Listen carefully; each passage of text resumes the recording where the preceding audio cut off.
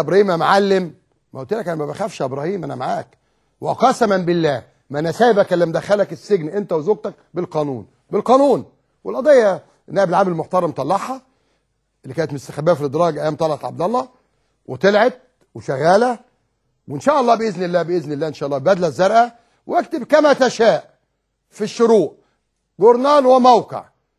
انت لغايه دلوقتي متقدم ضدك اهو، جايبهم لك اهو معايا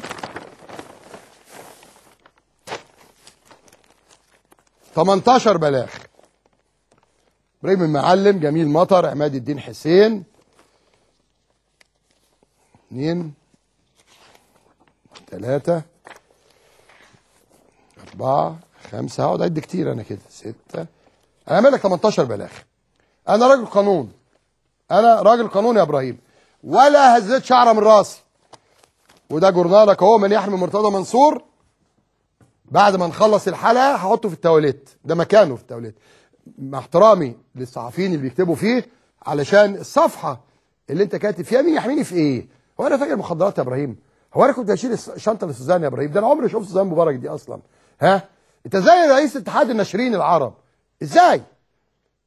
فانا بس بطمنك، وادي موقعك اهو، وادي الجورنال. التحقيق في بلاغ ضومه ضد مرتضى منصور، كتب محمد نابليون.